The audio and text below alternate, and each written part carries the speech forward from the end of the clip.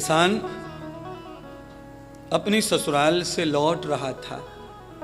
किसान अपनी ससुराल से लौट रहा था। मार्ग में पैदल की यात्रा कर रहा था किसान। पहले साधन नहीं थे, साधन तो मेरे जमाने में भी नहीं थे। 10-12 बरस की बात के बाद मुझे सब व्यवहार मालूम है। मैंने एटा जिले के गुरुकुल में पढ़ाई की, तो एक बस टूटी फटी सी सुबह शाम कभी एक बार आती थी किसी दूसरे शहर से। इतने साधनों की कमी थी। किसान पैदल लौट रहा था तो मार्ग में उसे खूबसूरत युवा व्यक्ति मिला। पैदल वो भी चल रहा था, वो भी चल रहे थे, दोनों मिल गए। वार्तालाप हुआ उस व्यक्ति से। उसका यौवन, सौंदर्य, वार्तालाप अच्छा लगा। तो किसान के मन में ये भाव पैदा हुआ कि किसी युवा को क्यों न मैं अपना जमाई बनाऊं, मेरी लड़की का दान करूं। और उसने ये मन में निश्चय कर लिया कि इसके साथ मेरी बेटी का कन्यादान करूंगा। ये बहुत होनहार बालक है, युवा। थोड़ी देर किसान चलता रहा। दिन चढ़ गया, धूप निकली। उस युवा आदमी के पास में छाता था, पर उसने छाता ताना नहीं, खोला नहीं। बहुत ज्यादा धूप हुई। चलते चलते जब थक गए तो एक पेड़ के नीचे दोनों ने स्थान लिया। जब वो पेड़ के नीचे जाकर बैठा और घनी छाव, तो उसने छाता खोल लिया। किसान बहुत परेशान। किसान ये परेशान कि मेरी भूल शायद हो गई, मैंने इसको बुद्धिमान माना, पर ये तो बुद्धि के नाम पे कलंक है, इसमें तो बुद्धि है ही नहीं। जहाँ छाता धूप में चाहिए था वहाँ खोला नहीं, और इतनी घनी छाव में छाता खोल के बैठा। आगे पहले बहुत सारे गांव जाने के लिए नदियां पार करनी पड़ती थी, तो नदी पार की। बारिश के ज़्यादा पानी था। किसान ने कपड़े उतार करके पोटली बना के खोपड़ी पर रख लिए, और ये युवा जो था वो कपड़ों सहित ही पानी में उतर गया। तो पार होने के बाद में किसान ने ये निश्चय कर लिया कि ये आदमी पूरा बेवकूफ़ है, मेरी भूल हो, मैं कभी अपनी बेटी का विवाह से नहीं करूँगा। किसान बंधुओं घर पहुंचा, जाकर के ये पूरी घटना अपनी बेटी को सुनाई। पुत्री, आज मेरे साथ में ये घटना घटी है। मैं तेरे मामा के यहाँ से आ रहा था तो मार्ग में एक युवा सुंदर जवान व्यक्ति मुझे मिला, और मैंने ये निश्चय कर लिया था कि तेरा हाथ उसके हाथ में दूंगा। पर मैंने जब उसकी करतूत देखी तो मुझे बड़ा खेद हुआ कि मैंने गलत निर्णय लिया। बेटी ने पूछा, पिताजी हुआ क्या था वो तो बताओ। किसान ने कहा कि पहली घटना, उसके हाथ में छाता थी। भयंकर धूप में भी उसने छाता खोला नहीं था, धूप में मरता रहा। और हम और वो दोनों घने पेड़ के नीचे जाकर बैठ गए शीतल छाया में, तब उसने छाता खोल लिया और पानी में कपड़े सहित उसने नदी पार की, और मैंने कपड़े उतार के पार की। तो उसकी बेवकूफ़ी से मैं इतना परेशान हूं कि चैन नहीं मुझे, इतना मूर्ख था वो। अगर तेरा कन्यादान हो जाता तो मैं तो जिंदगी भर पछताता, रोता। बेटी ने कहा, पिताजी आपसे बड़ी भूल हो गई।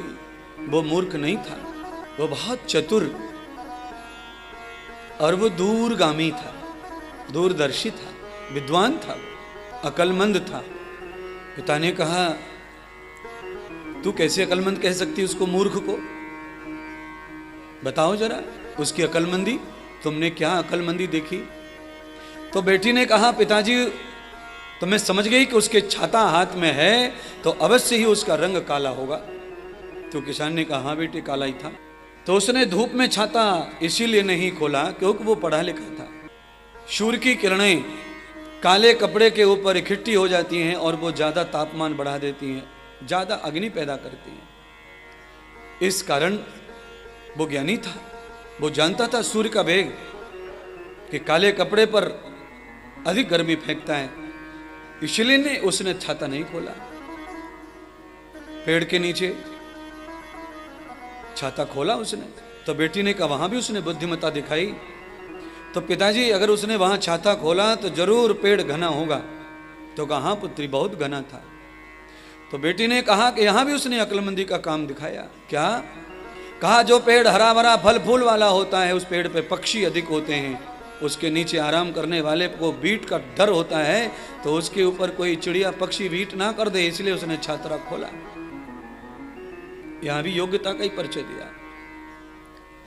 नदी में कपड़े सहित। तो कहा पिताजी यहां भी उसने योग्यता का ही परिचय दिया। तेज बहते पानी में बिना कपड़े के जो व्यक्ति उतर जाता है और वो अचानक बह जाता है, डूब जाता है, तो लोग उसे मरा हुआ मुर्दा समझ करके ध्यान नहीं देते। और अगर व्यक्ति कपड़े सहित बहते हुए पानी में डूबता है तो दूर से लोगों को दिखाई देता है, तो लोग उसे बचा सकते हैं। इसलिए उसने वहां पर भी बुद्धिमता का परिचय दिया। इसलिए पिताजी आपसे बड़ी गलती हो गई, वो मेरे लायक ही पति था। पितामह भीष्म ने अर्जुन के पहले प्रश्न का उत्तर इस कथा से दिया। क्या प्रश्न था कि मनुष्य के पास में एक गुण कौन सा जरूर होना चाहिए? कौन सा गुण होना चाहिए? तो अद्वैरम न दृष्टिपातश्च, महाभारत का श्लोक बोल के कथा सुना रहा है। भीष्म ने कहा देखो अर्जुन, आदमी को हमेशा दूरगामी होना, ये गुण उसके पास हमेशा चाहिए। जो व्यक्ति अधूरी सोचता है यानी कि कम दूर की, वो व्यक्ति हमेशा गरीब, झूठा, बेकार, फेल जीवन जीता है। और जो व्यक्ति दूरगामी सोच रखता है वो व्यक्ति हमेशा मजबूत बनता है, यशस्वी बनता है, बलवान बनता है, संगी साथियों से भरा पूरा बनता है। इसलिए मनुष्य समाज में प्रत्येक व्यक्ति को एक गुण हमेशा पास परमानेंट रखना, और वो गुण है दूरगामी सोच, लंबा सोचना, दिल सोचना, देर तक का सोचना। भिखारी कभी सुखी नहीं होता, कारण उसकी सोच दूरगामी नहीं है। 2000 रुपये 3000 रुपये भी एक भिखारी कहीं कहीं कमा लेता है। और आप जानते हैं 3000 रुपये रोज का मतलब महीने का 90,000 रुपये महीने के हिसाब से किसी इंजीनियर और प्रोफेसर टीचर की तनख्वाह है। और इस तनख्वाह से वो गाड़ी घोड़ा बंगले सब कर लेता है, अपने बाल बच्चे पढ़ा लेता है और सब खर्चे भी पूरे कर लेता है, सम्मान भी कमा लेता है। एक भिखारी इतना पैसा कमाने के बाद भी हमेशा ही अधूरा और गरीब ही बना, दरिद्र बना रहता है, क्योंकि उसकी सोच जो है वो मानवीय अर्थात दूरगामी नहीं है। वो आज का ही आज का सोचता है, दूर का नहीं सोचता। और सुनिए, गाड़ी चलाते समय दूर की रोशनी, दूर की लाइट, दूर का चश्मा अगर नहीं है और दूर का नजर कम हो जाए तो भूल से भी ड्राइविंग मत करो। अगर आपका दूर का चश्मा लग जाए, आपके पास है और आपको दूर का दिख रहा है, तो गाड़ी चलाओ। दूरगामी जो नजर है उससे मलेरिया, टाइफाइड, पीलिया, जॉन्डिस आदि के जंतु भी दिख जाते हैं।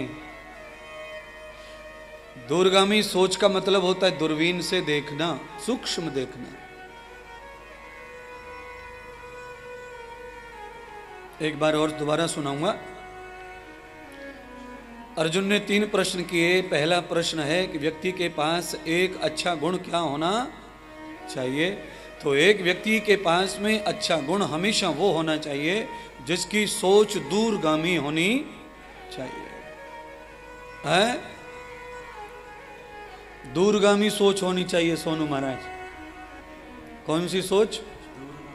हाँ, जो दूर का सोचता है, 10 साल का, 8 साल का, 15 साल का, वो व्यक्ति कभी भी उत्तेजित, उतावला होता नहीं होता है। इसके ऊपर एक और बात कह दूं जो आपको भी आती है, सुनिए, आप भी बोलना सब।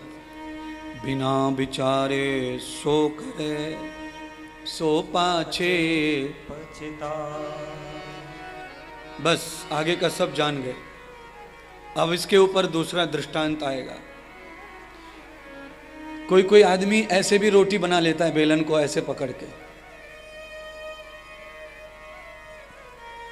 ये रोटी बनाने का तरीका बहुत हैवी अभ्यास का है। जिनको बहुत अभ्यास हो जाता है वो इस तरह की रोटी जल्दी जल्दी बना बना के ज़्यादा रोटी बना सकते हैं। तो ऐसे ऐसे वाले जो रोटी बनाते हैं, ये जो लोग हैं फास्ट तो हैं, पर इनकी रोटी बार बार धुलरती है, बार बार धुलरती है। इनको बार बार तकलीफ होती है रोटी की। और जो आदमी रोटी को यों वाली बनाता है, हाथ लगा के यों वाली, उसकी रोटी में बार बार दुल्हरा दुल्हली का लफड़ा होता नहीं। दूरगामी आदमी धैर्य से, शांति से। एक घोड़ा होता है रेस का और एक घोड़ा होता है तांगे का। तांगे का घोड़ा थकता नहीं और रेस का घोड़ा थक जाता है। हाँ, तांगे का घोड़ा कैसा है? दूरगामी। आदृश्यम न दिशा पश्यऊ, वो दूसरी दिशा की ओर बकवास नहीं करता। वो पट्टी लगा के साइड से, उसे ऐरा गहरा नत्थु खेरा कोई नहीं दिखना चाहिए। दूरगामी सोच बना के, लक्ष्य बना के चलता रहता है। और दूरगामी लक्ष्य बना के घोड़ा चलता है तो 10 सवारियों को भी, और रेस का घोड़ा कितनी सवारी? हाँ, और थकता कितनी जल्दी? 200-400 मीटर दौड़ेगा जरूर जोर से, पर खत्म विषय। हपनी चालू हो जाएगी उसकी, घबरा जाएगा, पसीना छोड़ जाएगा। तांगे का घोड़ा 150 कितने भी किलोमीटर चल सकता है। क्यों? दूरगामी जो व्यक्ति है वो रफ्तार को कम या ज्यादा नहीं करता, वो समान गति से चलता है। कौन सी गति से? समान गति से चलता है। दूरगामी जो व्यक्ति है वो रफ्तार को कम या ज्यादा नहीं करता, वो समान गति से चलता है। कौन सी गति से? समान गति से चलता है।